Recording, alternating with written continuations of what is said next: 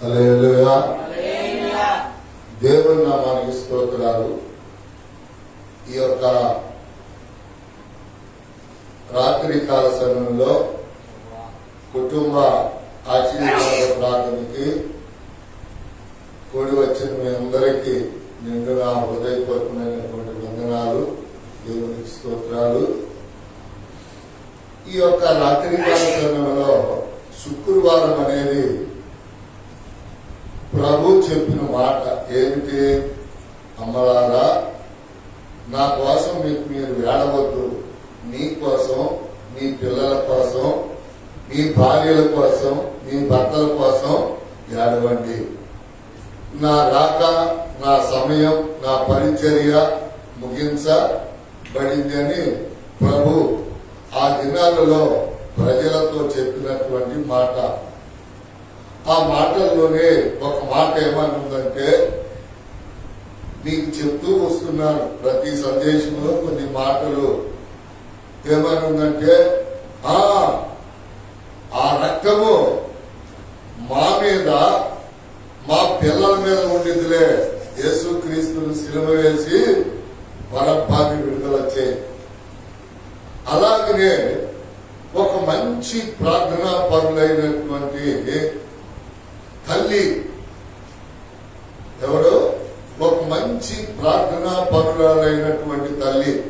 Pastor గారు, ఆమె ఎట్లా ప్రార్థనా పరులని మీరు చెప్పగలుగుతున్నారని లైవ్ లో గాని మీరు గాని దూరాన్ని వినేవాళ్ళు కానీ అనుకుంటే, ఎవరికైతే దర్శనాలు, ఎవరికైతే కళలు ఇవన్నీ ఉంటూ వచ్చాయో వాళ్లతో దేవుడు ఉన్నాడు, వాళ్లతో దేవుడు ఉన్నాడు. మరి దేవుడు వాళ్లతో ఉన్నప్పుడు వారు ఏమవుతారు? ప్రార్థనా పనులు అవుతారు, ప్రభు బిడ్డలు అవుతారు. ఈ రాత్రి వర్తమానం ఏమిటంటే, ఏమిటి వర్తమానం?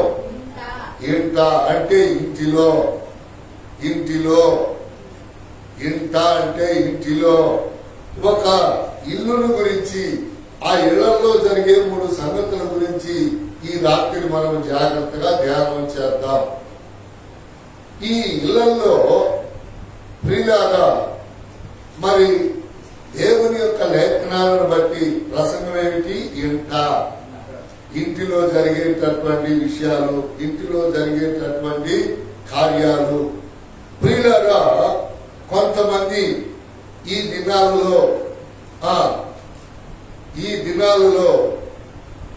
దినాలలో లాగానే ఈ దినాలలో ఏ రీతిగా స్త్రీలు ఇంట పెత్తనం చేస్తూ ఉన్నారో, ఆ దినాలలో కూడా స్త్రీలు ఇంట పెత్తనం చేసేవాళ్ళు. ఆ దినాల్లో ఎందుకు చేసేవాళ్ళయ్యా స్త్రీలు పురుషుల మీద కుటుంబాలలో పెత్తనం అంటే, వివాహానికి చాలా వయసు వ్యత్యాసం ఉండేది. 60 సంవత్సరాలు పెళ్లి కొడుకుంటే 20 సంవత్సరాలు పెళ్లి కూతురుకుంటే అప్పుడు ఎంత తేడా? 40 సంవత్సరాలు. ఈ అమ్మగారు మంచి వయసు వచ్చేసరికి వాడు కర్ర పోటేసుకొని నీ ఎట్టం అమ్మా, నీ ఎట్టం వచ్చింది జై అని అంటా ఉండేవాడు. ఈ రోజుల్లోనైతే మరి భార్యాభర్తల వయసు సమానంగా ఉంటూ ఉన్నా, సమానంగా కష్టపడతా ఉన్నా, మరి స్త్రీ పెత్తనం ఆ ఇంటిలో ఏం చేసిందో ఒక్కసారి మనము ఆ ఇంటిని పరిశీలిద్దాం ప్రియులారా. ఆమె ప్రార్థనా పర్రాలు, కన్నిక, మంచి పేరు సంపాదించింది, ఎంతో కష్టపడేది. చాలా గుర్తు పెట్టుకోవాలి. ఆమె ఎవరండి? ప్రార్థనా పర్రాలు, కష్టపడేది. ఇదిగో చూడండి, అత్తింటికి పుట్టింటికి మంచి పేరు సంపాదించింది. ఆమెకి ఇల్లప్ప చెప్పినప్పుడు, ఆమెకి వివాహం చేసినప్పుడు ప్రియులారా, ఆమె ఏమైందో ఒక్కసారి ఆది కాండము 27వ అధ్యాయము, ఆది కాండము 27వ అధ్యాయము 15వ వచనాన్ని జాగ్రత్తగా చదువుదాం. 27:17 మరియు 15 మరియు తన జ్యేష్ఠ కుమారుడు ఏసావునకు సొగసైన వస్త్రములు ఇంత తన యొద్ద నుండిన గనుక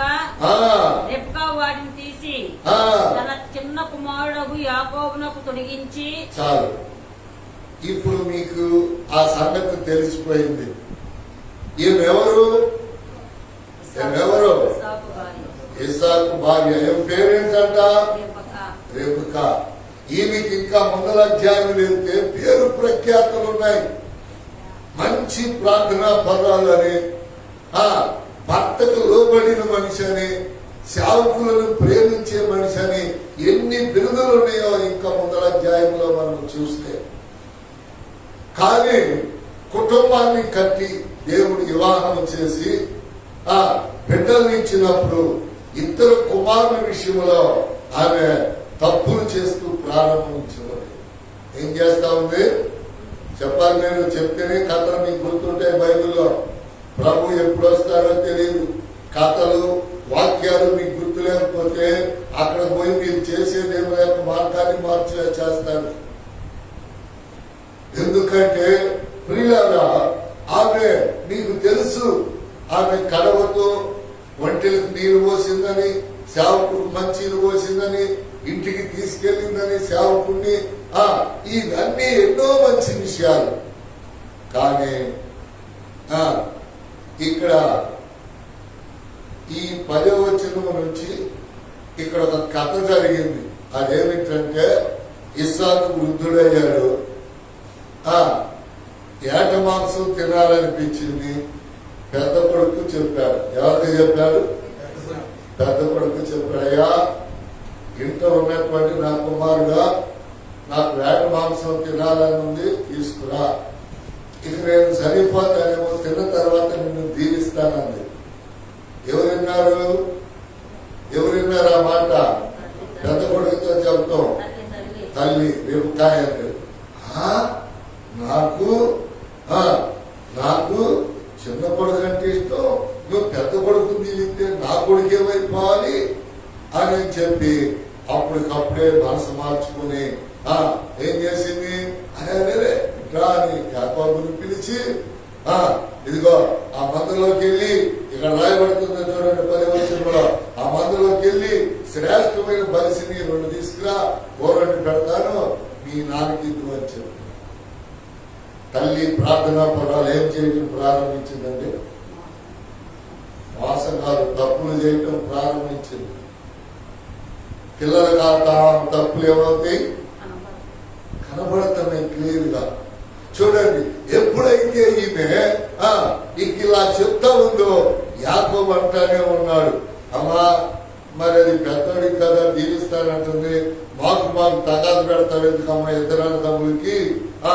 ఆ తర్వాత మేము ఎన్నో శాపాలు పాపాలు అనుభవించాలి, వద్దమ్మా అంటే ఆ నోరు తెలుసు మాట్లాడుతా ఉంది. చదివి అట్లయింది 13వ వచనం. అయినను అతని తల్లి, నా కుమారుడా, ఆ శాపము నా మీదికి వచ్చును గాక. చూసారా ఈ మాట?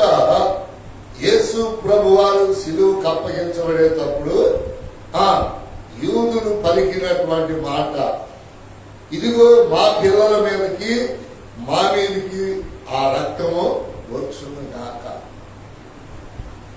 కనుక ఇక్కడ ఇంత ప్రార్థనా పర్వాలు. ఎవరు ఈమె? రెబెకా. చూడండి దేవుడు మీకు ఎట్లా వినిపిస్తున్నాడో, ఎట్లా వస్తుందో చూడండి. ఎందుకంటే ప్రార్థనా పరులు తప్పులు చేస్తా ఉన్నారు. ఎందుకయ్యా అంటే చూడండి, మన ప్రార్థనని పాడు చేయటానికి సాతాను, మన ఆత్మీయతను పాడు చేయటానికి సాతాను, మన బలహీనతలను ఎత్తి లోకానికి చూపటానికి సైతాను. చూసారా వాళ్ళ దాంపత్యం? చూడండి, పెళ్లికి ముందు బాగానే ఉంది, పెళ్లి అయినాక బాగానే ఉంది, పిల్లలు పుట్టినాక కూడా బాగానే ఉంది. ఎన్ని అంశాలు? బాల్యం, యవ్వనం, తల్లి పాత్ర, 3 పాత్రలు బాగానే ఉన్నాయి. మరి ఇప్పుడు ఇది ఏ పాత్ర?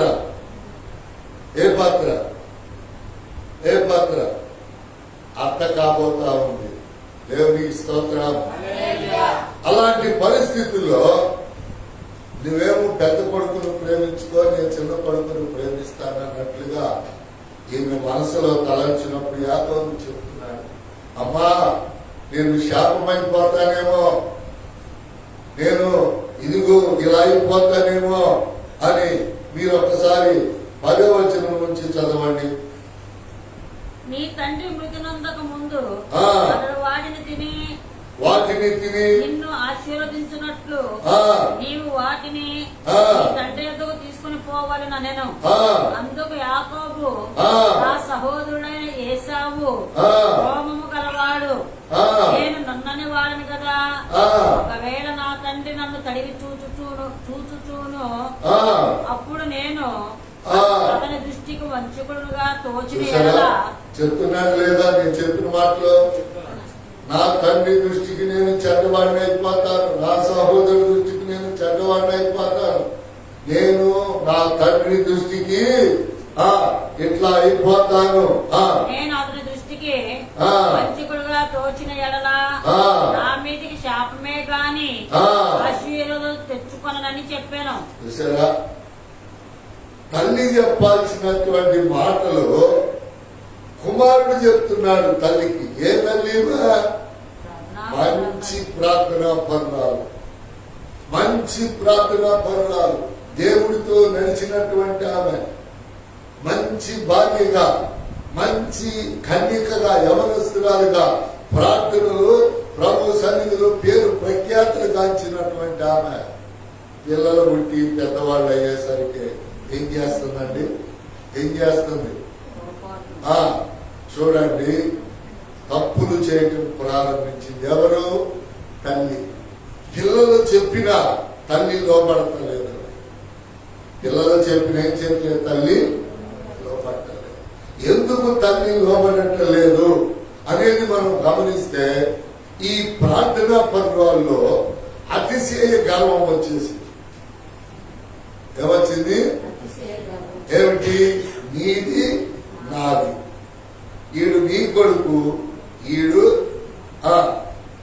నా కొడుకు, ఇది నీ పిల్ల, అది నా పిల్ల. చూసారా అతిశయ గర్వం. ఎప్పుడైనా అతిశయం వచ్చినప్పుడు మనము తగ్గించుకోవాలని బైబిల్ సెలవిస్తాము. అందుకని ఈ ప్రార్థనా పరురాలైనటువంటి తల్లి ఎంత పిల్లవాడు యాకోబు చెప్పినా యాకోబు మాట లేదండి. యాకోబు కోరుకున్నట్టే యాకోబుకు ఆశీర్వాదానికి బదులు శాపం వచ్చేసింది. యాకోబుతో పాటుగా చూడండి భర్తకు దూరమైంది, పెద్ద కొడుకుకి దూరమైంది, చిన్న కొడుకు దూరం అయిపోయాడు. భర్త ఏంటంటే ఇట్లా మోసం చేస్తావా నువ్వు, ఇంతకాలం నిన్ను నమ్మి ప్రార్థన పొందాలని ఎవరి కాలంలో బాగున్నావు, భారీగా బాగానే చేశావు, మరి తల్లి పాత్ర వచ్చేసరికల్లా, నువ్వు తల్లి పిల్లలు పెరిగేసరికల్లా నువ్వు ఇట్లా చెడ్డదాని అవుతావా అనేది చెప్పి అతడు భర్త దూరమయ్యాడు. నా ఆశీర్వాదాలన్నీ చిన్నవాడికి, నాకంటే చిన్నవాడికి ఇప్పిస్తావా అని పెద్ద కొడుకు మాట్లాడలేదు, చిన్న కొడుకు పెద్ద కొడుకు చంపుతాడని పారిపోయాడు. చూసారా? ఆమెకి సమాధానం ఉందంటారా? లేదు. ఎందుకంటే చూడండి, ఇక్కడ వద్దామండి.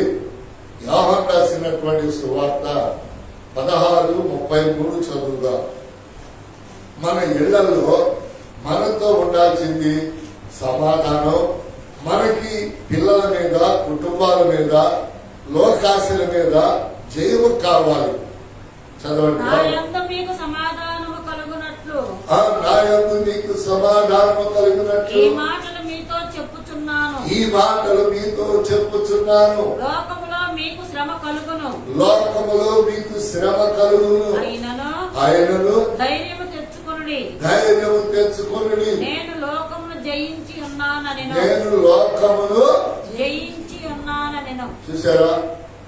ఎందుకంటే దేవుని విడలారా, దేవుడు చెప్తూ ఉన్నాడు, నాకు దేవుడిచ్చినటువంటి ఆలోచన బట్టి మాటను మీరు అండర్లైన్ చేయండి. ఎందుకంటే ఎవరో చెప్తారు, ఏమని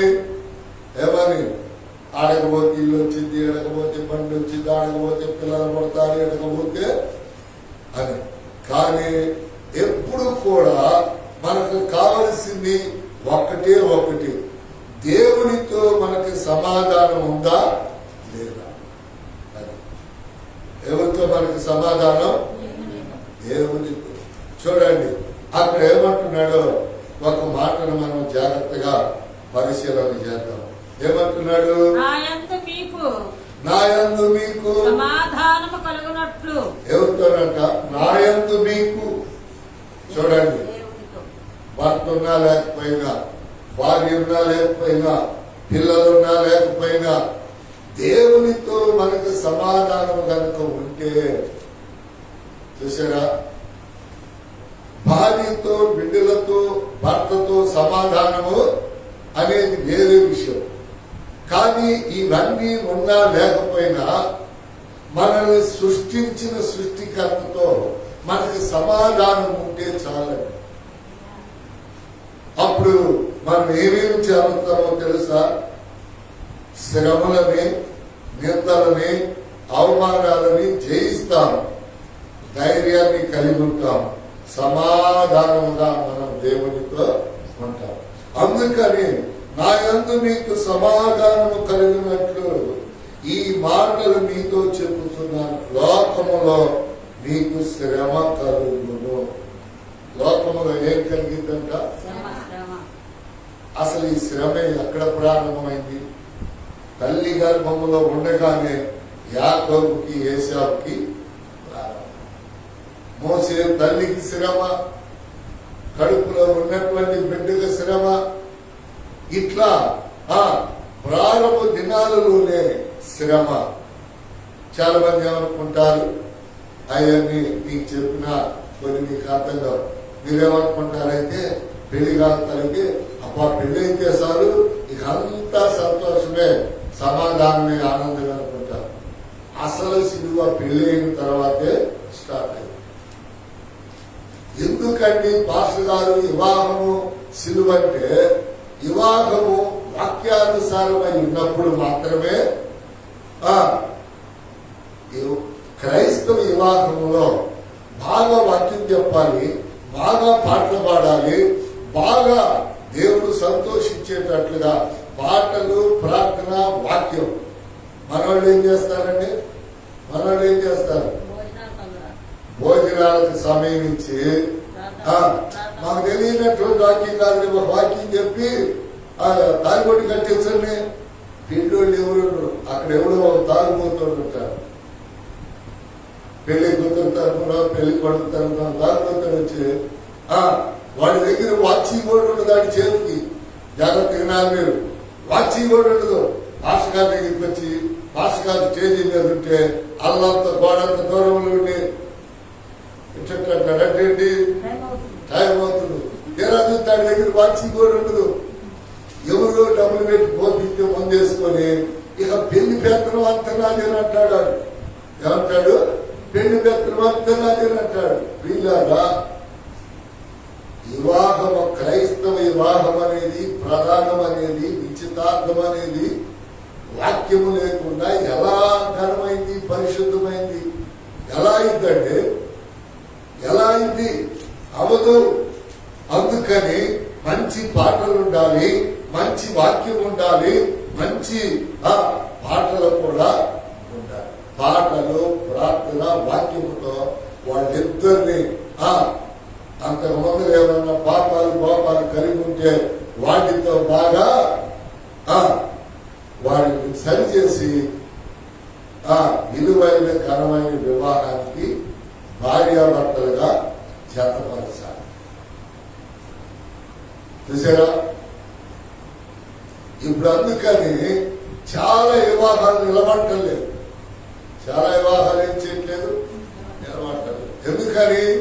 దేవుడు అంటున్నాడు, నా పేరట నా వాక్యం పెట్టి కాటేసి మీ ఇష్టానుసారంగా చేసుకుంటారా? చేసుకోండి, నేను మీతో ఉండను.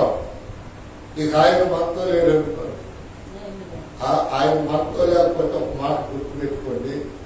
ఆ అమ్మాయి పెళ్లి కూతురు, పెళ్లి కొడుకుని ఏమండి బయటకు వెళ్తున్నావా అంటే వీడికి ఎలా పడిందో తెలుసా? ఎక్కడికి వెళ్తున్నావా చెప్పకుండా అని నేను పడింది.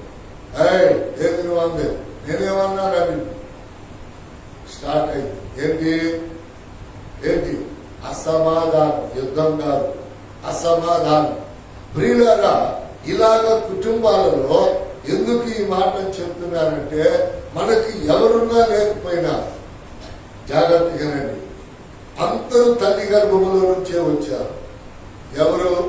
భార్య లేనోళ్ళు, భర్త లేనోళ్ళు, పిల్లలు పుట్టనోళ్ళు, ఒంటరిగా పెరిగినోళ్ళు, వీళ్ళందరూ కూడా తల్లి గర్భములో నుంచే వచ్చారు. కానీ ఈ తల్లి గర్భములో వచ్చిన ప్రతి ఒక్కరికి కావలసింది ఏంటయ్యా అంటే సమాధానం. ఎవరితో? దేవునితో సావాసము, సమాధానము ఉండాలి. అందుకనే ఆయన అంటున్నాడు, నా యందు మీకు సమాధానము కలిగినట్లు ఈ మాటలు మీతో చెప్పుతున్నాను, లోకములో మీకు శ్రమ కలుగును. చూసారా, మనము లోకములో ఏ ఫంక్షన్ చేసుకున్నా, ఏమి చేసుకున్నా, దేవునితో గనక ఆ ఫంక్షన్ సావాసం లేకపోతే ఇక ఆ శ్రమను మనము తట్టుకోలేమండి. అందుకని అక్కడ రాస్తూ ఉన్నాడు కదా, చూడండి, ఆయనను ధైర్యము తెచ్చుకోండి. చూడండి, ఇప్పుడు ఎవరు వాక్యాలు చెప్పినా మా దగ్గరకు రండి, మీకు అది కలిగింది, మీకు ఇది కలిగింది అని చెప్తున్నారు. చెప్తున్నారా చెప్పట్లేదా? చెప్పాలి మీరు. చెప్తున్నారు చెప్పట్లేదా? మరి అన్ని జనులు ఎవరి దగ్గరికి పోతున్నారు? వాళ్ళకి ఆస్తులు, పిల్లలు, ఉద్యోగాలు ఇవన్నీ ఎక్కడి నుంచి వస్తున్నాయి? ఈ రోజున లక్షల మంది ఉన్న సంఘములో కూడా వాక్యం లేదు. ఎందుకో తెలుసా? ఇదిగిదిగో ఈమెకి పిల్లడు పుట్టాడు కాబట్టి పిల్లడు పుడితే పరలోకం పోతారని ఉందా బైబిల్లో? చెప్పాలి. పిల్లడు పుడితే పరలోకం పోతారని ఉందా? పెళ్ళైతే పరలోకం పోతారని ఉందా? కారు కొనుక్కుంటే పరలోకం పోతారని ఉందా? ఇల్లు కొనుక్కుంటే పరలోకం పోతారని ఉందా? ఉంటే చెప్పండి. లేనివి కానివి ప్రసంగాలు చేసి ప్రజలను ఇబ్బందులు పరుస్తా ఉన్నారు. బైబిల్ ఎందుకయ్యా అంటే, నువ్వు లోకంలో శ్రమ కలిగింది, నువ్వు ధైర్యం తెచ్చుకొని లోకాన్ని, పాపాన్ని నువ్వు జయించాలి. బైబిల్ ఎందుకో తెలుసా? పరలోకం పోవటానికి. హల్లెలూయా చెప్పండి. మనం పరలోకం పోవటానికండి. బైబిల్ పిల్లలు, ఇల్లు ఇవన్నీ కూడా అయ్యా మరి మనం ఇదివరకు అన్ని ప్రార్థనలు చేసేదా? ప్రభువులు కావాలని చేస్తాం, ప్రభువులు ఇవ్వమని అడుగుతాం, అడగమన్నాడు కనుక, చేయమన్నాడు కనుక, తట్టమన్నాడు కనుక అవన్నీ మామూలే. కానీ అవన్నీ ఇచ్చినాక పరలోకం మీకు ఇస్తానని చెప్పాడా? ఎక్కడా చెప్పలేదు. ఇల్లు కలిగి నువ్వు పరలోకంలో ఉంటావు, భార్య కలిగి నువ్వు పరలోకంలో ఉంటావు, పిల్లలు పుట్టిన నువ్వు పరలోకంలో ఉంటావుగా. ఇల్లుందా? సుఖంగా ఇంట్లో గదిలో ప్రార్థన చేసుకోవాలి. భార్య ఉందా? నీ భార్య నువ్వు బాగా ప్రేమించు, ఆమె నీకు లోబడింది. ఎఫెసీలో కాదు, ఆదికాండములోనే ఈ ఇస్సాకే రెబెక్కాను బాగా ప్రేమించాడు. ఎంత ప్రేమించాడంట? బాగా ప్రేమించాడు. ఆమె కూడా విధేయురాలైంది.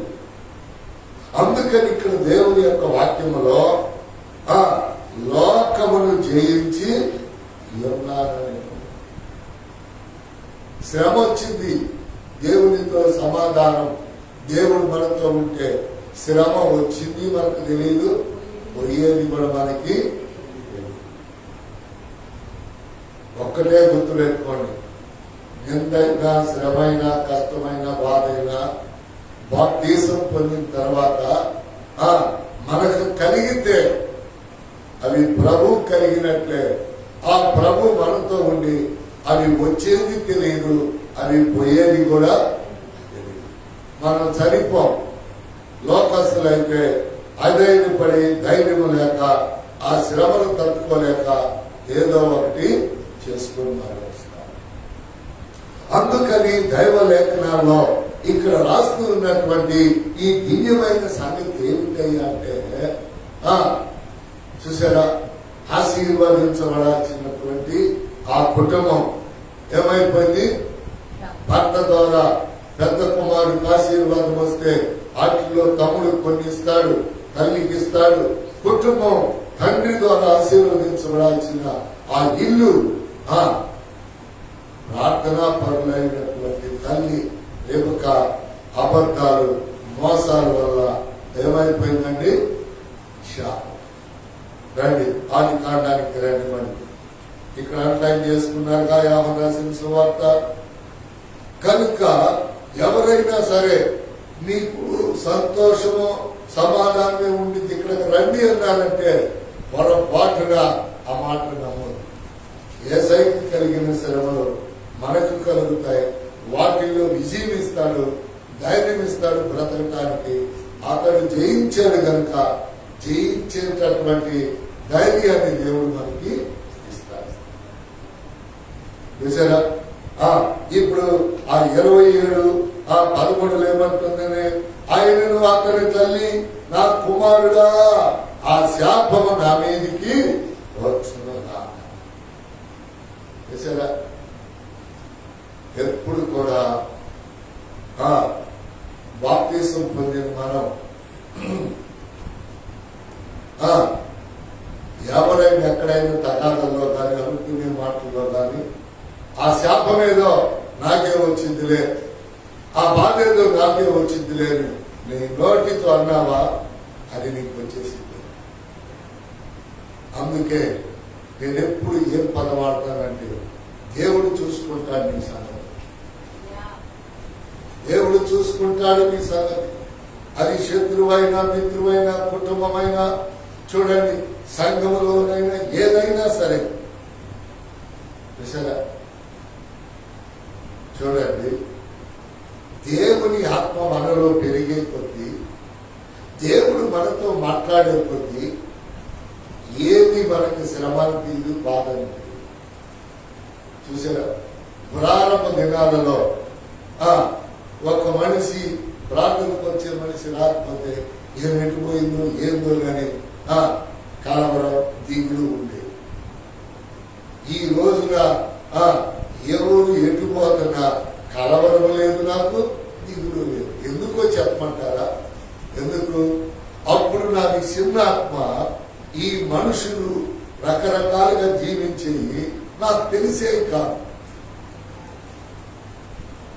అయితే జాగ్రత్తగా నాకెళ్ళే చూడండి, నాకెళ్ళే చూస్తే చేతులు చూపిస్తాను. ప్రారంభ దినాల్లో ఇంత హృదయం, ఇప్పుడు నా యొక్క దేహం అంతా హృదయం అయిపోయింది. ఎందుకని? వరాయించేటట్లుగా. చూసారా? ఇప్పుడు ఒక గాలి బోర ఉందనుకోండి, ఆ గాలి బోర చూసారా ఊదే కొద్దీ గాలి బోర ఏమైంది? కడలిపోయింది. అది ఎప్పుడు పగిలిద్ది అని మనం అనుకుంటే గాలి దానిని బరాయించలేనప్పుడు పగిలినప్పుడు ఆ మొక్కలు ఎవరైనా అతికించగలరా? ప్రతిదాన్ని అతికిస్తున్నారు, బోర్డు అతికించి మరి గాలి వచ్చిన అర్థం అనే హృదయం అంటే గాలి బోరైనా. అందుకని దేవుని యొక్క వాక్యములో మన హృదయములో దేవుని వాక్యం వినే వాక్యాలు పెరిగే కొద్దీ చూసారా, వినే వాక్యాలు పెరిగే కొద్దీ ఎప్పుడు కూడా మనము దేనికి దేవుడు ఉన్నాడు, దేవుడు చూసుకుంటాడు, భయపడకూడదు, దిగులు పడకూడదు, ధైర్యం తెచ్చుకుంటూ ఉండాలి. బియ్యం అయిపోయింది, కొట్టుకెళ్ళే మనిషి లేడు, ఏం చేస్తాం? ఏం చేస్తామా? చెప్పండి, ఏం చేస్తాం? ఏం చేస్తాం? వేసుడు పాటా బియ్యం, ఏ ఇంట్లో 2 బియ్యాలు ఉన్నాయి కట్టాడు, మంచి బియ్యం అయిపోతే పాటా బియ్యం అనుకో, అప్పు తెచ్చుకుంటాం. ఏం చేస్తాం? అప్పు. పక్కన వాళ్ళ ఇంటికి వెళ్ళో కొట్టుకెళ్ళి డబ్బులు లేకపోయిన మనిషి లేకపోతే అప్పు తెచ్చుకుంటాం. ఇప్పుడు ధైర్యం అనేది మనకున్న దేవుని దగ్గర కొండల కంటే ఎత్తుగా ఉందంట. అల్లెలూయా చెప్పండి. నీకెంత ధైర్యం కావాలో అంత తెచ్చుకో. ఆయన నది అంటున్నాడు, ధైర్యం నా దగ్గర ఉంది.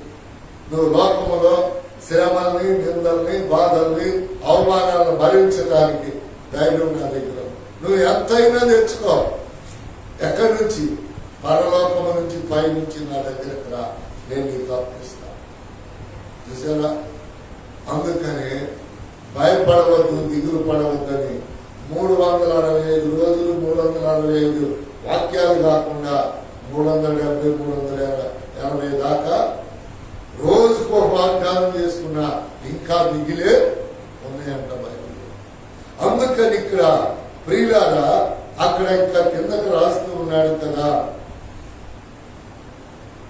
చూడండి 16వ వచనం, 27, 16. రెబెకా వాటిని తీసి చిన్న కుమారుడు యాకోబులకు తొలగించి అక్క పిల్లల రక్తములతో అతని చేతులను అతని మెడ మీద నునుపు భాగములు కప్పి తాను సిద్ధపరిచిన రుచిగల భోజనములను రొట్టెను తన కుమారుడికి యాకోబు చేతికి ఇయ్యగా అతడు తన తండ్రి వద్దకు వచ్చి నా తండ్రి అని పిలువగా అతడు ఏమి నా కుమారుడా నీవెవరవని అడిగాను. అందుకని ఎందుకంటే ఆ విషయాలన్నీ మీకు చాలాసార్లు చెప్పారు. ఏమి లేదు, ఇప్పుడు 3 ఇళ్లలో ఉన్నటువంటి సంగతులు మీకు చెప్పాలి. ఇది ఒక ఇంటి సంగతి, మీకు అర్థమైపోయింది. చూసారా? దీనికి ఒక మాట ఏమిటంటే ప్రారంభము దినాల కంటే ముగింపు దినాలు చాలా గొప్పగా ఉండాలి. హల్లెలూయా చెప్పండి. నాయైనా నీ అయినా ప్రారంభ దినాల్లో మన కష్టాలు ఉండొచ్చు, కానీ వృద్ధాప్యమందు మన కష్టాలు ఉండకూడదు. క్షేమంగా దినాలని వెళ్ళబుచ్చుకోవాలి. వెళ్ళబుచ్చుకోవాలంటే ఈ 4 అంశాల్లో ఎక్కడ కూడా నువ్వు తప్పులు చేయకూడదు. ఇప్పుడు ఏం చేసింది? తప్పులు చేసింది. భర్త విషయంలో, పెద్ద కొడుకు విషయంలో, చిన్న కొడుకు విషయంలో కూడా తల్లి నుండి వేరే బ్రతకటానికి తల్లి కారణం. రెండో ఇంటికి వెళదాం.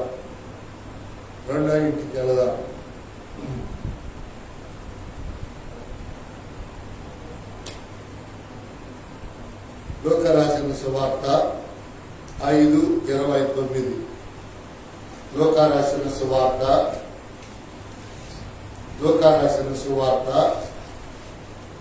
5:29. లూకా రాసిన సువార్త చదువు. ఆ లేవి సుంకరులను వారితో కూడా భోజనమునకు కూర్చుండిరి. ఇది చూచి పాపులతోనూ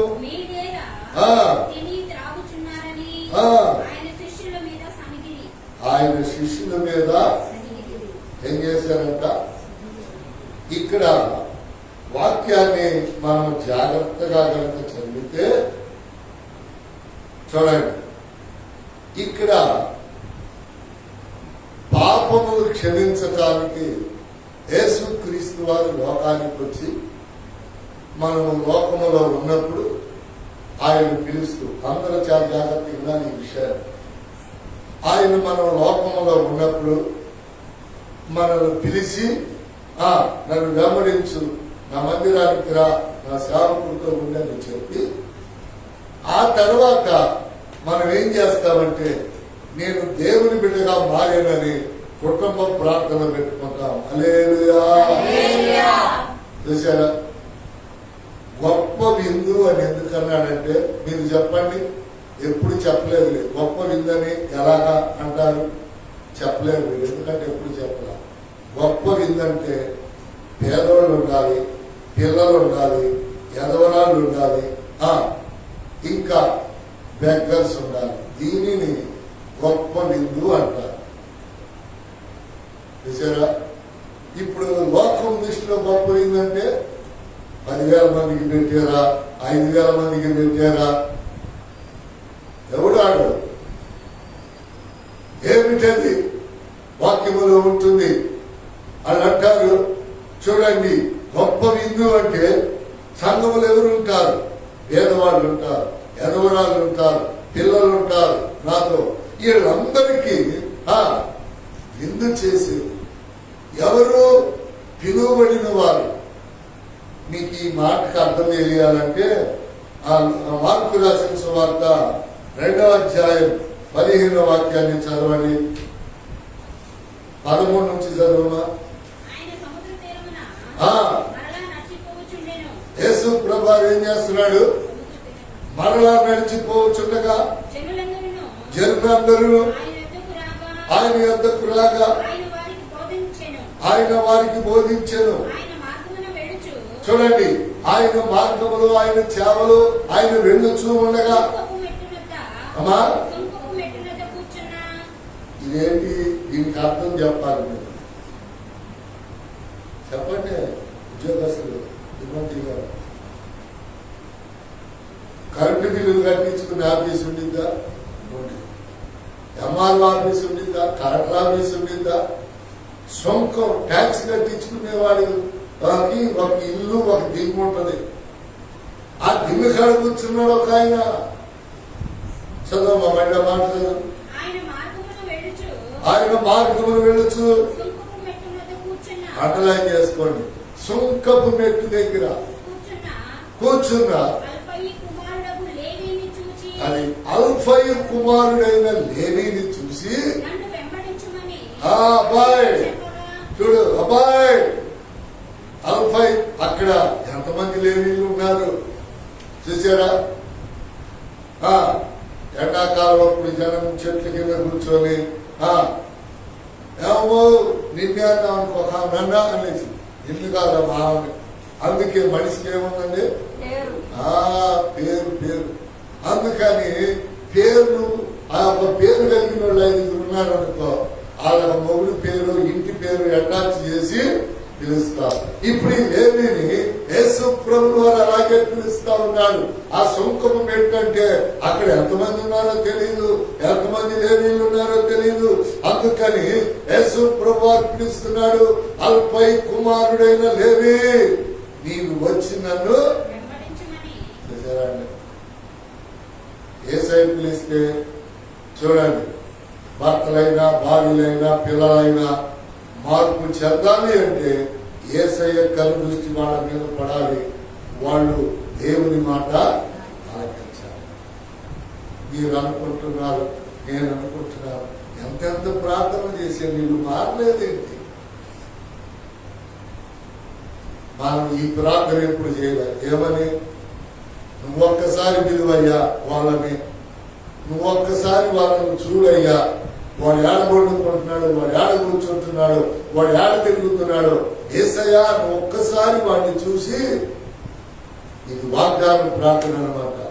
అయ్యా, అల్ఫై కుమారుడైన లేవీని పిలిచినట్లుగా నిన్ను వెంబడించడానికి నా కొడుకును విలు, నా కూతురును విలు. వచ్చారా?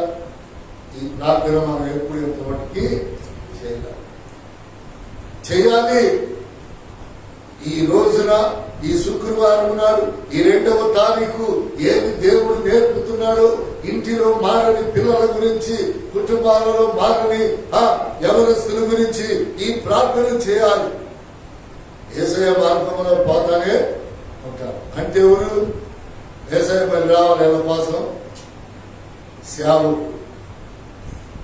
3వ ఇంట్లో చెప్తా, సేవకు. ఆ సేవకుడి మాట వింటే, ఆ సేవకుడు చెప్పింది నువ్వు చేస్తే నీకేమి కొలువా?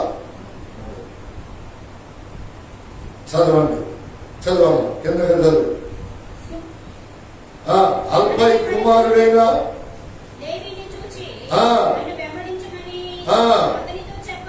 అతనితో చెప్పగా అతడు లేచి ఆయనను వెంబడించెను. అతని ఇంట సుంకరులను యేసుతోను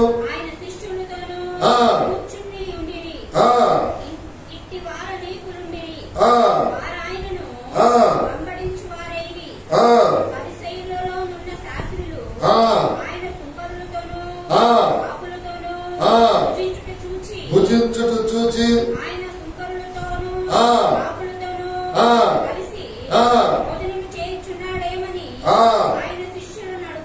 అడగగా యేసు రోగులకే గాని అని కానీ నీతిమంతుల కోసము. చూడండి, ఇక్కడ పరిచర్యలు ఉన్నారు, శాస్త్రులు ఉన్నారు, కానీ లేవిని ఇంట భోజనం చేస్తా ఉన్నాడు ప్రభు అయినటువంటి యేసుక్రీస్తు వారు. ఒకసారి నాకు వెళ్ళి చూసి మీరు రాసుకున్నాడు రాసుకోండి. మనం ఎంత ధనవంతుల ఇళ్లలో, ఎంత బలవంతుల ఇళ్లలో ప్రార్థన పెట్టి మనం భోజనాలు చేశాం. వాళ్ళు ఆహ్వానించినప్పుడు కులము లేదు, మతము లేదు. అనేక మంది టీచర్లు, అనేక మంది పోలీస్ ఆఫీసర్లు, అనేక మంది ఎంఆర్ఓలు, అనేక మంది లెక్చరర్స్ ఇప్పుడు కూడా కుల మత భేదం లేకుండా వాళ్ళని దేవుడు మార్చినప్పుడు, వాళ్ళ ఇళ్లలో విందులు చేసినప్పుడు మనము తింటూ ఉన్నాం. చూసారా, నాతో పిల్లలు వస్తా ఉంటారు, నాతో స్త్రీలు వస్తా ఉంటారు, నాతో ఎదవరాళ్ళు వస్తా ఉంటారు, నాతో పాపులు వస్తా ఉంటారు, నాతో ఇంకెవరో వస్తా ఉంటారు, దొంగలు.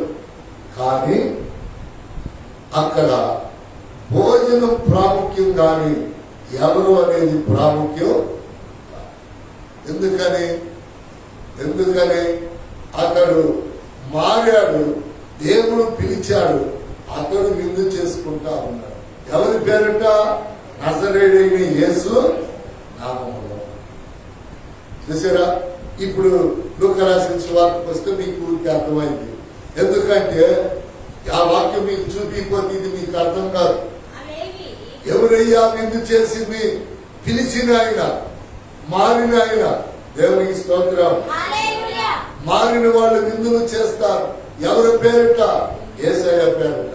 యేసయ్య పేరిట నువ్వు ఎంత ఖర్చు పెట్టినా ఆయన నీకు ఏదో ఒక ద్వారములో కూడా ఇస్తానే ఉంటాడు.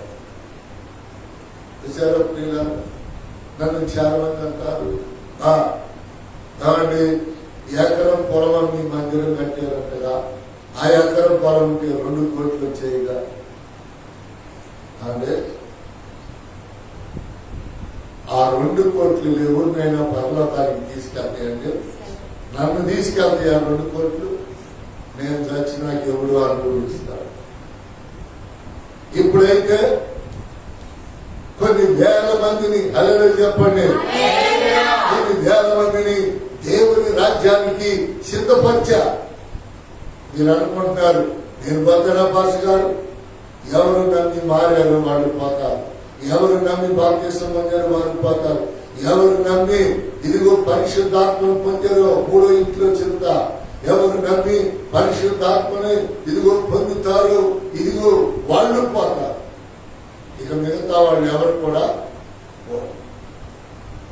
4 అనుభవాలు కలిగి ఉంటే 5వ అనుభవం ఇస్తాడు ఆయన.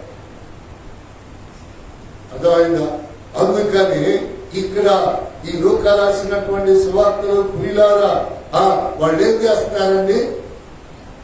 మనం కూడా చాలా సార్లు సరిపడ్డ భోజనాలు కదా, ఏమని వాళ్ళకి 2 ముక్కలు ఎక్కి వేశారు, వాళ్ళనే లోపల కూర్చోబెట్టి తినిపించారు, మమ్మల్ని బయట కూర్చోబెట్టి తినిపించారు. ఏమండి చూడండి, కడుపులోకి వెళ్ళింది కాపురం చేసిందా? తెల్లారి పొద్దున్నే నేను వండరా బాబు అని నువ్వు ఏమి తిన్నా సరే నేను మొత్తానికి లేదులే బాబు, నిన్న చాలా డబ్బులు ఖర్చు పెట్టి నేను తిన్నాను, నేను 2-3 రోజులు ఉంచుకుంటానంటే కడుపులో ఏం చేసిందండి? యాసిడ్ తయారై గ్యాస్ వచ్చింది. ఇక అక్కడి నుంచి నీ కడుపుకు వచ్చిన తిప్పలుగా ఉండదు. చూసారా? అందుకని ఇక్కడ వాళ్ళందరూ కొనుక్కుంటున్నారు. పరిశుద్ధులతో పాపులకు భోజనం ఏంటి, పాపులు ఆయన కలిసి తినటం ఏంటి? ఆ విందు చేసేవాడికి ఎవరు విందు చేస్తుంది? లేవి, మార్పు చెందిన మనిషి, దేవుని వెంబడిస్తున్న మనిషి. ప్రియులారా, ఇదిగో ఎంత ఘనతగా గొప్ప విందంట. ఏ విందు? హల్లెలూయా చెప్పలేకపోతున్నారా? హల్లెలూయా. ఎట్లా గొప్ప విందైంది? కులమత భేదాలు లేవు. చిన్నపిల్లలు ఉన్నారు, ఎదవరాళ్ళు ఉన్నారు, పాపులు ఉన్నారు, ఇదిగో మారిన వాళ్ళు ఉన్నారు, మారిన వాళ్ళు ఉన్నారు. గొప్ప విందంటే ఇది. గొప్ప విందంటే ఇది ప్రియులారా. ఈ విందులో సరుగులుంటాయి, గొరుగులుంటాయి, రకరకాలుగా ఉంటాయి. కానీ దానికి ఉపమానం ఏం చెబుతున్నారంటే, అబ్బాయి మీరు నీతిమంతులైతే మీకు అవసరం లేదు, కానీ మీరు పాపులే గనుక నేను ఆ పాపిని పిలిచాను, అతడు నీతిమంతుడయ్యాడు, అతడు ఈ కార్యక్రమాన్ని చేస్తాడు. ఈ గొప్ప విందు చేసింది ఎవరండి? యేసయ్య పిలిచిన వ్యక్తి. దేవునికి స్తోత్రం. చూసారా? ఎప్పటికప్పుడు మీటింగ్లు పెడదాం అనుకుంటా, ఎప్పటికప్పుడు పరిచర్య పెరిగిపోతారు. మీటింగ్లు పెట్టాలి, కానీ పెట్టాలంటే ఆ దినాలు అవన్నీ దేవుడు ప్రేరేపించాలి. నేను అనుకుంటా 7 నెలలు పెడదాం అనుకుంటా, కుదరదు. 4 నెలలను పెట్టాలి. మరి ఆ మీటింగ్లు పెట్టినప్పుడు మరి ప్రేరేపించబడిన వాళ్ళు మీటింగ్ చేస్తారు. ఎవరండి? మన మీటింగులకి ఎవరు భోజనాలు పెట్టేది? పరిశుద్ధులు. దేవునికి స్తోత్రం చెప్పాలి. వేరు వాళ్ళ మీటింగులకి ఎవరు? పాపులు, అబద్ధికులు, మోసగాళ్ళు. ఎట్లా పాపం చేసే మనిషి ఇంకొక వస్తువు ఇచ్చింది, ఇంకొక వస్తువు ఇచ్చింది. మనకైతే ఎవరో ఒకళ్ళు ప్రేరేపించబడి కానుక, భోజనాలు, ఈ ఖర్చు మాదండి, ఈ ఖర్చు మాదండి. ఇది పరిశుద్ధుల పరిచర్య. హల్లెలూయా. ఈ అడుక్కునే వాళ్ళు ఉంటారు కదా, వాళ్ళకి ఇక వాళ్ళు వీళ్ళని భేదం లేదు. ఏమా మీటింగ్ జరుగుతున్న కిలో మిరపకాయలు, ఏమా మీటింగ్ జరుగుతున్న బకెట్ పెరిగి, ఎవరిళ్ళు అడుక్కునేది. మనమేమో పరిశుద్ధుల పరిచర్య మనం చేసేది, వాళ్ళు చేసేదేమో లోక పరిచర్య. మనకు బాగుండదు, దేవుడు ఆశీర్వదిస్తాడని. వాళ్ళకి బాగా, అయ్యో మీటింగ్లకి 20,000 ఖర్చు పెట్టి ఏం రాలేదే, మనకు బాగుండదు. ఎందుకని? ఎవరు ఏ దేనికి ఖర్చు పెడతారో దేవుని పిల్లలు కనుక. ఈ లేవి మరి గొప్ప విందు చేస్తున్నాడు కనుక ఎవరు తిన్నా, ఎవరు ఎంత తిన్నా అతనికి బాధ కలిగిందా? అందుకని నిజంగా మారిన వాళ్ళ ఇంటిలో భోజనము చేయటం మంచిది. హల్లెలూయా. మరి ఎప్పుడు హల్లెలూయా. దేవుడు పిలిచిన వ్యక్తులు, దేవుడు మార్చిన వ్యక్తులు, బాప్తిసం పొందిన వ్యక్తులు ఇళ్లలో కుటుంబం ప్రార్థనలు పెట్టుకొని భోజనాలు పెట్టినప్పుడు వెళతాం, తింటాం. అక్కడ ఆ ఇంటిలో ఆ విందుని మనము ఆశీర్వదించటం ప్రారంభం. మనతో పాటు ఎవరు వస్తారు? ప్రభు వస్తారు. ప్రభు ఏం చేస్తాడు? ఆశీర్వదిస్తాడు. అందుకని దేవుని యొక్క వాక్యములో ప్రియులారా, మొదటిది ఇదిగో రేపుకా ఇంటిలో ఏమి జరిగింది, రెండోది లేవి ఇంటిలో ఏం జరిగింది, మూడోది అననీయా ఇంటిలో ఏం జరిగిందో చూద్దాం. అపోస్తలుల కార్యములో 9వ అధ్యాయం 11వ వచనం. అపోస్తలుల కార్యములో 9వ అధ్యాయం 11. అతడు ప్రభువా ఇదిగో నేనున్నానెను. అందుకు ప్రభు నీవు లేచి వీధికి వెళ్ళి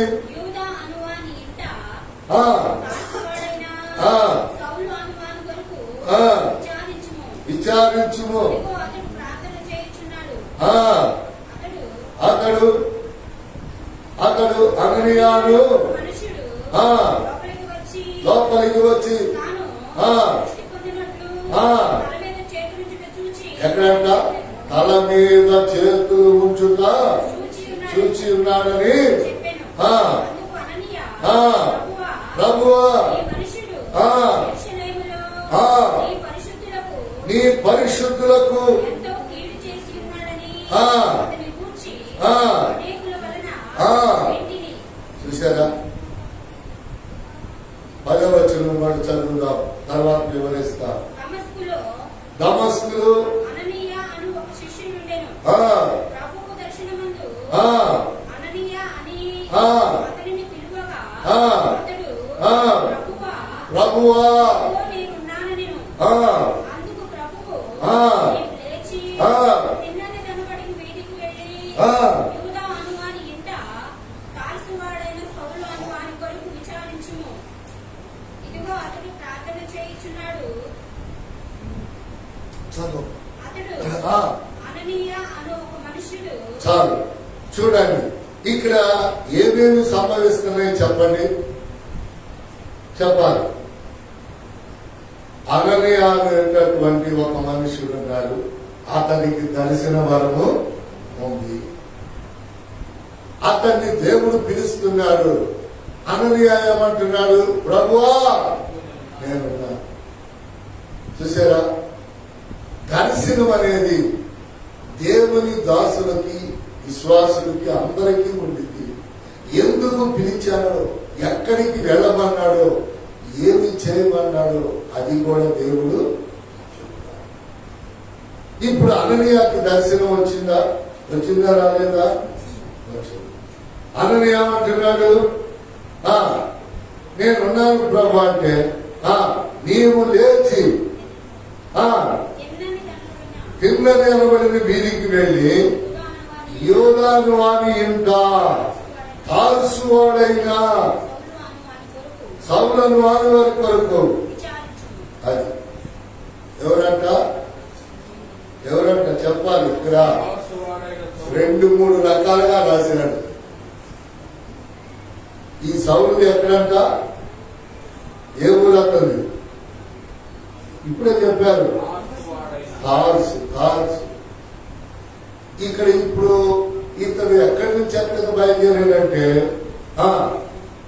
తార్సు నుంచి దమస్కు బయలుదేరి.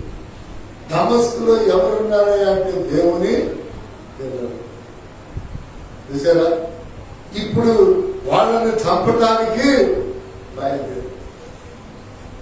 చూసారా, మార్గ మధ్యములోని అయ్యగారిని గర్వమని గుర్రం మీద నుంచి పడేసి కళ్ళు పోగొట్టి గాలిలో పరిగెత్తే గుర్రం మీద వ్యక్తిని నేల మీద పాకే సర్పంలాగా చేసేసాడు. అక్కడ అంటాడండి, నువ్వు ఎవడివి ప్రభు అంటాడు. ఎవరిని? యేసయ్య. సౌలా అని 4వ వాక్యంలో పిలిచినప్పుడు ఆయన అంటున్నాడు, నువ్వు ఎవడివి? ఎంత గర్వం అండి! దేవుని స్వరాన్ని ఒక సంటి పిల్ల, ఒక చిన్న పిల్ల గుర్తుపట్టింది. ఆ పిల్ల పేరే రోజే. దేవుని పిచ్చి వాళ్ళకి దర్శనాలు బాగా గుర్తుపెట్టుకోండి.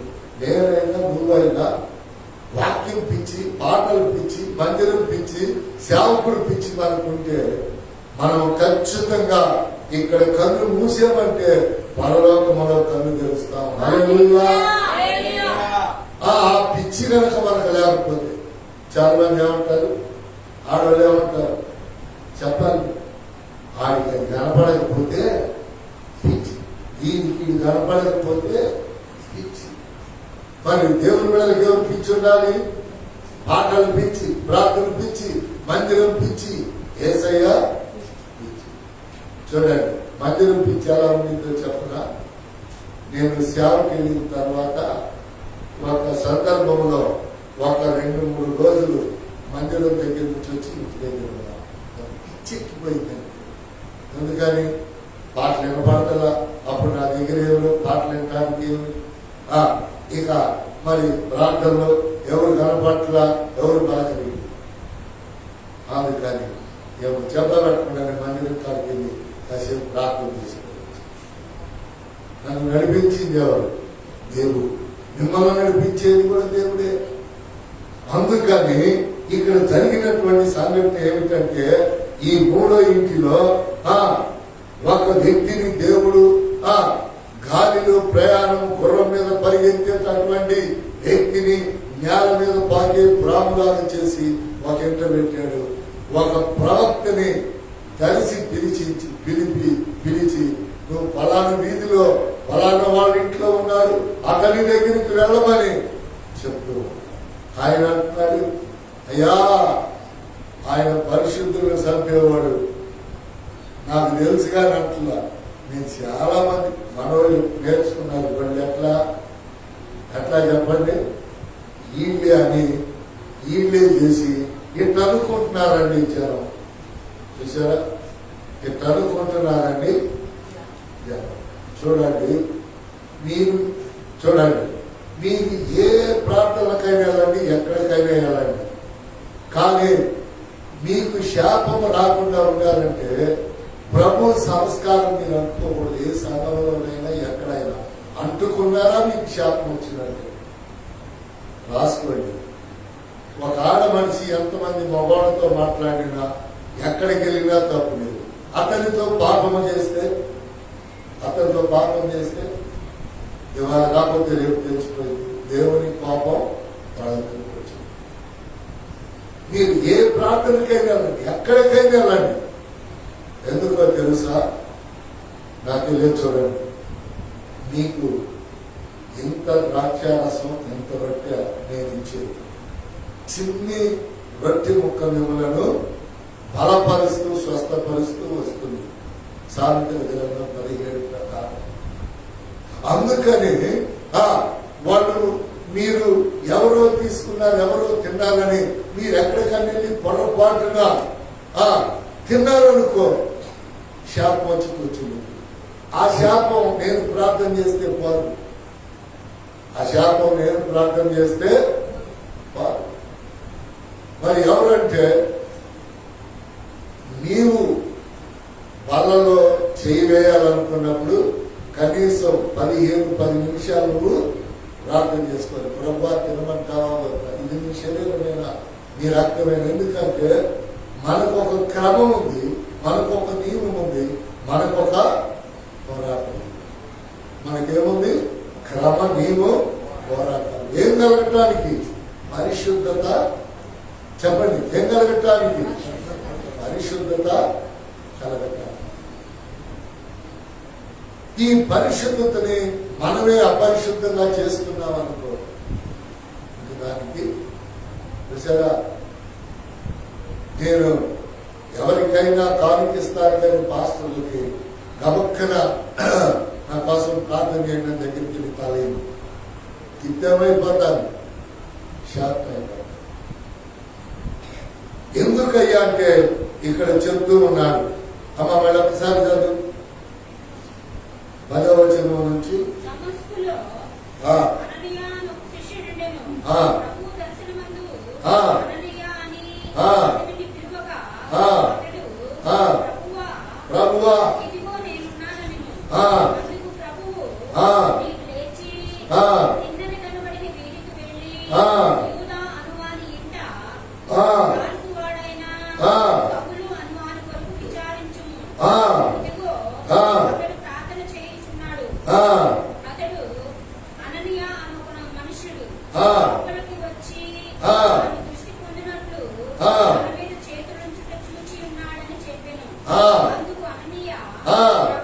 ప్రభువా యెరూషలేములో ఎవరికంట ఆ మాట అట్లా చేసుకోండి. అది పరిశుద్ధులు కాదు. పరిశుద్ధులు అంటే అందరూ వస్తారు. దేవుని పరిశుద్ధులు. నీ పరిశుద్ధులకి ఎంతో కీడు చేసి ఉన్నాడని అనేకుల వలన ఇంటిని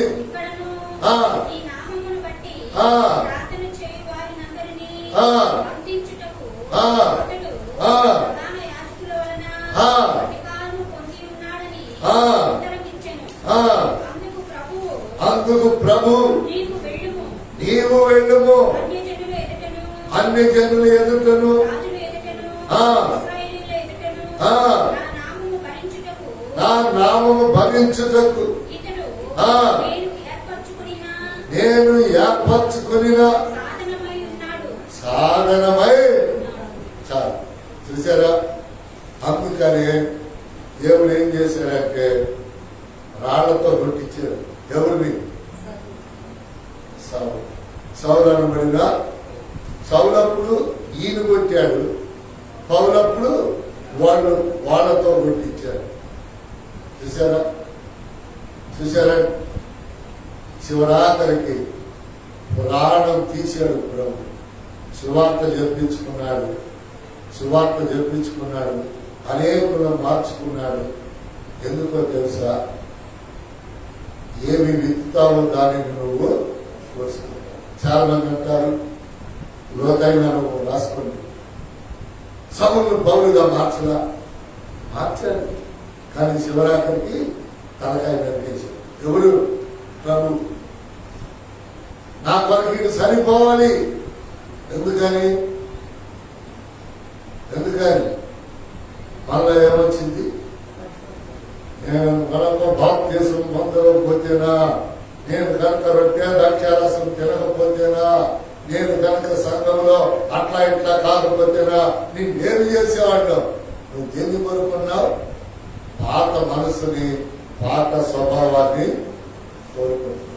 అలా 10 సార్లు అన్నావు అనుకో, ఆటోమేటిక్ గా వచ్చి కూర్చుంటాడు. చూసారా? అందుకని దేవుని యొక్క వాక్యములో ప్రియులారా 3వ ఇంట్లో ఉన్నటువంటి సంగతులను మనం గమనించాం. అతడు నా కొరకు అన్ని జనుల్ని అనేకులు రక్షించిన తర్వాత ఏ పిల్లలైతే చంపాడో, ఏ స్త్రీలైతే చంపాడో అలాగనే అతని తల యెరూషలేములో నరికించేస్తాడు. గొప్ప మర్మం ఇది. చూసారా? గొప్ప మర్మం ఇది. లైవ్ లో వీక్షిస్తున్న వారులారా, పాము కలిసినప్పుడు సావనీ లేదే, గంట విషసర్పం కలిసింది. ఎవరిని? పౌలు. మరి రాళ్లతో ముమ్మారు కొట్టినప్పుడు సావలేదే, ఒక్క రాయి కాదు, రాళ్ళు రుల్లారంట. మరి సావనీ లేదే. రాళ్ళు రుల్లిన తర్వాత కన్ను, తలకాయ అన్ని పగిలినా మళ్ళీ కట్టాడు దేవుడు. మళ్ళీ ప్రయాణం. సర్పం కలిస్తే సలిమట్లో విసిరేశాడు, చావలా. మరి సముద్రములో 14 రోజులు సచ్చడా. అందుకని శివరాఖరికి ఏ రీతిగా తల నరికాడో, ఏ రీతిగా పిల్లలను పొడిచాడు, ఏ రీతి ఏం చేసి దేవుని బిడ్డలు ఎంత బాధ పెట్టాడు. వాళ్ళ కన్నీళ్ళు ఏమవుతాయండి? దేవుని పాదాలని కడుగుతాయి. హల్లెలూయా. కనుక పరిశుద్ధుల జోలికి వెళ్ళొచ్చు కానీ దేవుని పరిశుద్ధుల జోలికి వెళ్ళకూడదు. హల్లెలూయా. చూడండి, తిమోతికి రాసిన మొదటి పత్రిక 2వ అధ్యాయం 1వ వచనం చదివితే మనము ప్రార్థన చేసుకుందాం. తిమోతికి రాసిన మొదటి పత్రిక 2వ అధ్యాయం 1వ వచనం 2వ వచనం 2 వచనాలు చదువుతాం. మనము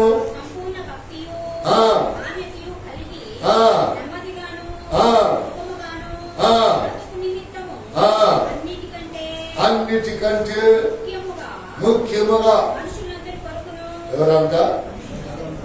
మనుషులందరి కొరకు మనం చేసేవాళ్ళకు ఏ దొంగోడు వచ్చి మనల్ని బెదిరి, ఏ పాపి వచ్చి మనల్ని కదిలి, మనుషులందరి కొరకు ఈ బిట్టు వాడాలి. ఈ బిట్టు మనం వాడాలి. వ్యక్తిగత ప్రార్థన, అయ్యా మనుషులందరికీ రక్షణ కలుగు చేయండి. ఒక్కొక్కటమ్మా. రాజులంటే మంత్రులు, ఎమ్మెల్యేలు, ఉద్యోగస్తుల కొరకును,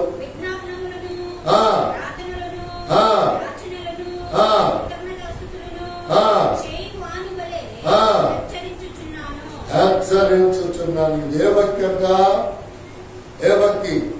మనము సంపూర్ణ భక్తియు మాన్యతయు కలిగి నెమ్మదిగా ఏం చేయాలంట? మనం బ్రతుకు నిమిత్తం. చూడండి, ఒకరోజు మనం ప్రార్థన చేసేవాళ్ళం చేయకపోతే దిగులుగా కలవరంగా ఉంటుంది. చూసారా? నేను ఇప్పుడు పడినప్పుడు లేచి ప్రార్థన చేస్తా. ఈ రాత్రి లేచాను, కొద్దిసేపు ప్రార్థన చేశాను, ఎందుకో శరీరం బలహీనంగా ఉంది, పండుకుంది. పొద్దున్న లేచిన ప్రార్థన చేద్దామంటే కుదరలా. అలా ఇలా ఆళ్ళు చీళ్ళు వచ్చి మాట్లాడి ఫోన్ మాట్లాడి మధ్యాహ్నానికి బాగా మొదలైంది. ఇక అప్పుడు తలుపు వేసుకోండి, బైబిల్ చదువుకుంటా, బైబిల్ చదువుకుంటా, వింటా, ధ్యానిస్తా, ప్రార్థన చేసుకుంటా. అప్పుడు అది నాకు నెమ్మదిని ఇచ్చింది. చూడండి, అమ్మగారు అయ్యగారు అంతా ఏమనుకున్నారు? ఆన్లైన్ ప్రేయర్కి పోతే 12 అయితే 1 గంట చేస్తాడు, తెల్లారి నేను పనులకు వెళ్ళాలి. ఒక దినం దేవునితో గడిపితే 1000 దినాలు. అది నా మాట కాదు, మీ ఆలోచన కాదు. ఈ రోజు రాని మనిషికి, ఈ రోజు రాలేని ఆత్మకి దేవుడు వేసేటటువంటి ఆప్షన్. రేపేదం వచ్చిందనుకో, నువ్వు ఎంత ఏడ్చుకున్నా మందిరంలోనైనా నిన్ను ఆదుకోవటానికి పైనుంచి ఆయన ఆత్మ దిగదుగా. ఎందుకని మనము దేవుని మందిర క్రమాన్ని చేయాలి. దేవుని మందిర క్రమాన్ని చేయాలి. ఆ క్రమం ఏమిటంటే సుఖముగా బ్రతకడానికి మాత్రం. అలాగే చెప్పండి. ప్రార్థన ఎందుకు, క్రమం ఎందుకంటే అండర్లైన్ చేసుకోండి. సుఖముగా బ్రతుకుని ప్రార్థన ఎందుకు అంటే సుఖముగా బ్రతుకుతారు. కలవరం, వేదన, దిగులు, కన్నీళ్ళు వీటితో కాకుండా సుఖముగా బ్రతకడానికి. ఏ ప్రార్థనలు? మనుషులందరి కొరకు, మంత్రుల కొరకు, ఉద్యోగస్తుల కొరకు, సమస్యలు ఉన్న వారి కొరకు మనం ప్రార్థన చేస్తే మనకి ఏ భయమో నిరభ్యంతరంగా సుఖంగా మన దినాలు గడిచిపోవాలి. అందుకని కీర్తనకారుడు నీవు సుఖముగా సౌఖ్యముగా ఉండాలని కోరుకుంటున్నారు. ఎవరైనా కోరుకుంటారంట. అందుకని దేవుని యొక్క వాక్యములో క్రీడారా చూడండి, అధికారులందరి కొరకు విజ్ఞాపన ప్రార్థనలను, యాచనలు అంటే ఏంటి? వాళ్ళ కోసం మనం అడిగి, వాళ్ళ కోసము మనం అడిగి. ఇప్పుడు కొంతమందికి మనం అడిగి చేసాడనుకో, వాళ్ళు కొత్తగంతా చెప్పకపోతే మనమే చెప్పాలి. అయ్యా వాళ్ళకి ఇల్లు ఇచ్చాం, వాళ్ళు ప్రార్థన పెట్టుకోలేకపోతున్నారు, కృతజ్ఞత ఆసుకుంటున్న వాళ్ళ పక్షాలుగా దేవుడు చేయాల్సింది ఏదో చేస్తాడు, మనం చేయాల్సింది మాత్రం ఇది సుఖముగా ఉండాలంటే. అందుకని చేయవాలని హెచ్చరించుచున్నాను. ఇది మంచిదియు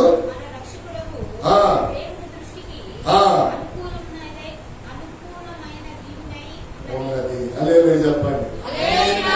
ఏమిటంట ఇది? ఏమిటంట? మంచిది, మన దేవుని దృష్టికి అనుకూలమై. ఇదేమిటంట? హెచ్చరిక. ప్రార్థనా పరులకి హెచ్చరిక. కనుక ఈ రాత్రి కాల సమయంలో ప్రియులారా, ఆ 3 ఇళ్లలో 3వ ఇంట్లో ఏం జరిగింది? ఒక వ్యక్తిని బాగు చేశారు. దర్శనం అనేది ఎంత దుర్మార్గునైనా, దేవుడు ఎంత దుర్మార్గునైనా స్వస్థపరుస్తాడు. ఎవరు?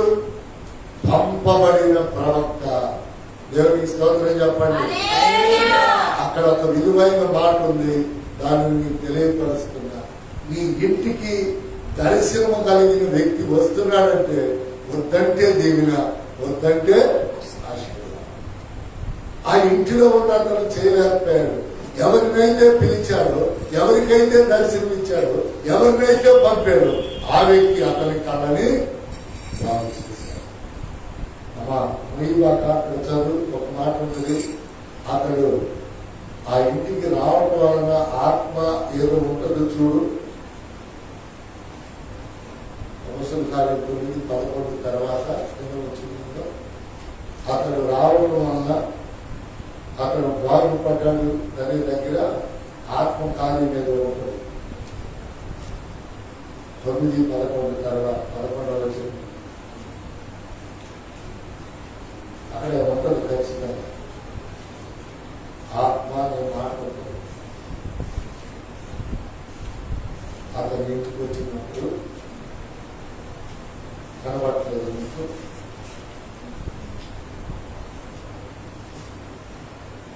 అపోస్తలుల కార్యం 9:11 కింద ఉంటుంది. చదువుతారు చూడండి, విలువైన మాట.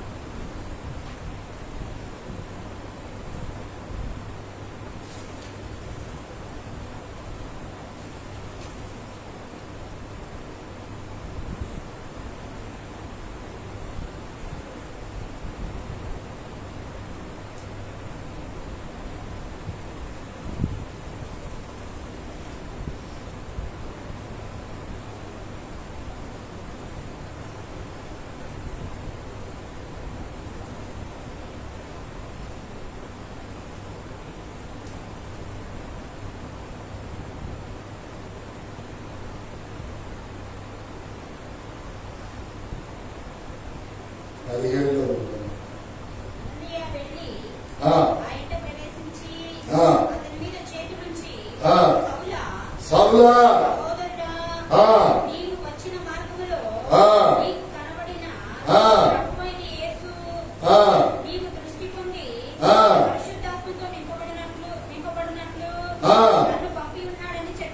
అంటే ఇప్పుడు ప్రవక్త ఒక వ్యక్తి దగ్గరికి వస్తే అతను ఏమంటాడంట, అట్లా చేసుకోండి, పరిశుద్ధాత్మని. ఇప్పుడు ఆ వాక్యం కంప్లీట్ చేయడం మళ్ళీ చదువు.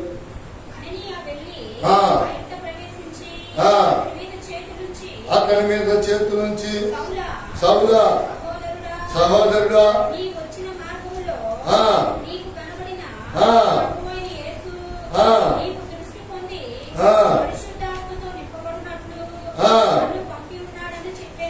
ఇప్పుడు ఇక్కడ ఏం జరిగింది? ఒకటోది దృష్టి బంధత్వం, రెండోది ఎప్పుడైతే చేతులు ఉంచాడో పరిశుద్ధాత్మను కూడా సౌలు పొందేశాడు, అప్లై చేశాడు. అందుకని ప్రవక్తని ఇంటికి వస్తే ఇంటిలో ఉన్న ప్రతి సాతాను శక్తులు, చీకటి కార్యాలు, దెయ్యాలు, గర్వం, అసూయ ఇవన్నీ పోతాయి ప్రవక్త వచ్చింది. అయితే దేవుడు చెప్పినప్పుడు మాత్రమే ప్రవక్త ఆ ఇళ్ల దగ్గరికి వెళ్ళాలి. దేవుడు చెప్పకుండా వెళితే అలవాటు ఆచారమే కానీ దేవుని ఆత్మకార్యము జరగదు. దేవుని ఆత్మకార్యము జరగాలన్నా శాపం పోవాలన్నా మొదటి ఇంట్లో ఏమొచ్చింది? శాపం. శాపం పోవాలంటే ప్రవక్త ఇంటికి రావాలి. రెండో ఇల్లు అసూయ. అసూయ పోవాలంటే ప్రవక్త ఇంట్లోకి రావాలి. కళ్ళు బాగుపడాలి, స్వస్థత కావాలంటే ప్రవక్త రావాలి. అతడు చేతుల నుంచి ప్రార్థన చేయాలి. అప్పుడే స్వస్థత, పరిశుద్ధాత్మ నింపుదల. దేవుడు ఈ మూడిళ్ళ అనుభవాలు మీ ఉదయమని ఇళ్లలో ఉంచి మీ ఇళ్లలో అటు కార్యాలు దేవుడు తీసివేసి శుభములు శుభ వాగ్దానములను నెరవేర్చునుగాక. హల్లెలూయా, హల్లెలూయా. మోకరించి కలిగిన వారు మోకరించాలి, ప్రార్థన